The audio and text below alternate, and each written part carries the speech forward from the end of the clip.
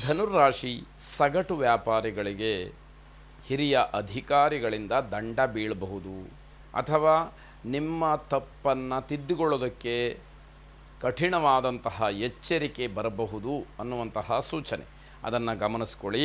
ಮನಸ್ಸಿನ ಮೇಲೆ ಏನಾದರೂ ವಿಷಯ ಪ್ರಭಾವವನ್ನು ಬೀರಿದರೆ ಅದು ಶರೀರದ ಮೇಲೆ ಪ್ರಭಾವವನ್ನು ಬೀರುತ್ತೆ. ಮಾನಸಿಕವಾಗಿ ಸಮಾಧಾನ ಇಲ್ಲ, ಏನೋ ಸಮಸ್ಯೆ ಆಗ್ತಾ ಇದೆ, ಏನೋ ನೋವನ್ನು ಅನುಭವಿಸ್ತಾ ಇದ್ದೀರಿ ಅಂತಾದರೆ ಅದರಿಂದ ಆರೋಗ್ಯದಲ್ಲಿ ವ್ಯತ್ಯಾಸ ಆಗುವಂತಹ ಸೂಚನೆಗಳು.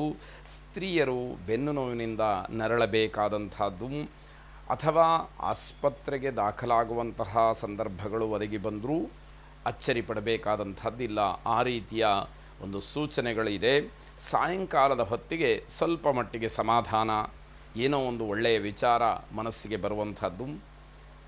ಕಳ್ಳರು ತಮ್ಮ ಕೈ ಚಳಕ ಫಲಿಸಲಿಲ್ಲ ಅಂತ ಹೇಳಿ ಯೋಚನೆ ಮಾಡ್ತಾ ಇರುವಾಗಲೇ ಸಿಕ್ಕಿ ಬೀಳುವಂಥದ್ದು. ಈ ಕಡೆ ಕಳ್ಳತನ ಮಾಡಿದಾಗೂ ಆಗಲಿಲ್ಲ, ಬೇರೆಯವರ ಕೈಗೆ ಸಿಕ್ಕಿ ಬಿದ್ದಿದ್ದು ಕೂಡ ತಪ್ಪಲಿಲ್ಲ, ಯಾವ ಪ್ರಯೋಜನವೂ ಇಲ್ಲದೆ. ಗ್ರಹಗತಿ ಕೆಟ್ಟಾಗ ಹೇಗೆ ಎಲ್ಲವೂ ಕೂಡ ಪರಿಣಾಮವನ್ನು ಪ್ರಭಾವವನ್ನು ಬೀರುತ್ತೆ ಅನ್ನುವಂಥದ್ದಕ್ಕೆ ಇವೆಲ್ಲ ಜ್ವಲಂತ ಸಾಕ್ಷಿಗಳಾಗಿ ನಮ್ಮ ಮುಂದೆ ಇರುವಂಥದ್ದಾಗತ್ತೆ.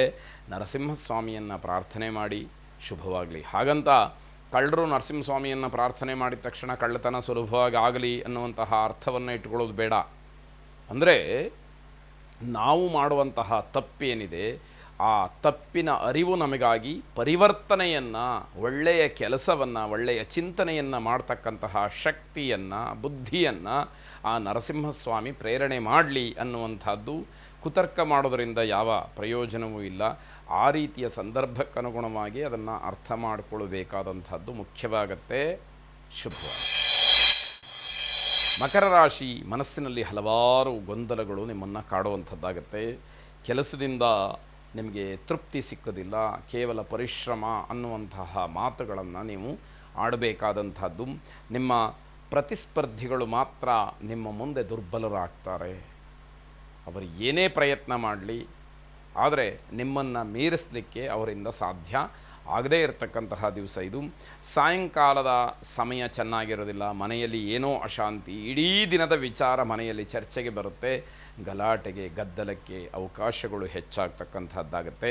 ಕುಲದೇವತಾ ಸ್ಮರಣೆ, ಪ್ರಾರ್ಥನೆಯನ್ನು ಮಾಡಿ ಮಾನಸಿಕವಾದಂತಹ ನೆಮ್ಮದಿಯನ್ನು ಪಡ್ಕೊಳ್ಳಿ.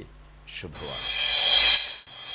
ಕುಂಭರಾಶಿ ಕಣ್ಣಿಗೆ ಸಂಬಂಧಪಟ್ಟ ಹಾಗೆ ಸಮಸ್ಯೆಗಳು, ತೊಂದರೆಗಳು ನಿಮಗೆ ಕಾಡಬಹುದು. ಆ ಸೂಚನೆಗಳಿದೆ. ಏನೋ ಆಗಿಬಿಡುತ್ತೆ ಎನ್ನುವಂತಹ ಭಯ ಬೇಡ. ಆದಷ್ಟು ಅಂತಹ ವಿಚಾರಗಳಲ್ಲಿ ಸೂಕ್ಷ್ಮವಾಗಿ ವರ್ತಿಸ್ತಕ್ಕಂಥದ್ದು ಒಳ್ಳೆಯದು ಅನ್ನುವಂಥದ್ದು.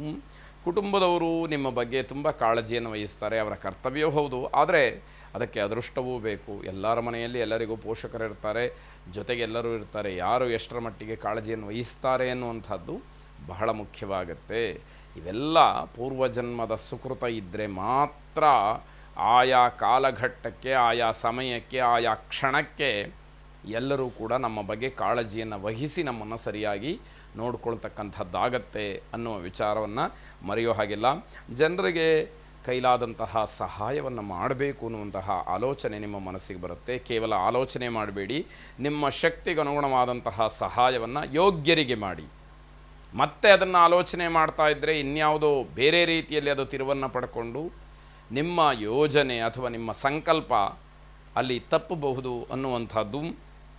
ದೂರದ ಸಂಬಂಧಿಕರನ್ನು ಭೇಟಿ ಮಾಡ್ತೀರಿ, ವಿವಾಹದ ವಿಚಾರವನ್ನು ಪ್ರಸ್ತಾಪ ಮಾಡಬೇಕು ಅಂತ ಅಂದ್ಕೊಳ್ತೀರಿ, ಆದರೆ ಮನಸ್ಸಾಗೋದಿಲ್ಲ. ಹಾಗಾಗಿ ಆ ವಿಷಯ ಸ್ವಲ್ಪ ಅಲ್ಲಿಗೆ ಸ್ಥಗಿತವಾಗ್ತಕ್ಕಂಥದ್ದು. ಕಬ್ಬಿಣದ ವ್ಯಾಪಾರಿಗಳಿಗೆ, ಕಟ್ಟಡ ಸಾಮಗ್ರಿಗಳನ್ನು ಮಾರಾಟ ಮಾಡ್ತಕ್ಕಂಥವ್ರಿಗೆ ಈ ದಿವಸ ಹೆಚ್ಚಿನ ಲಾಭ ಸಿಕ್ಕುವಂಥದ್ದು.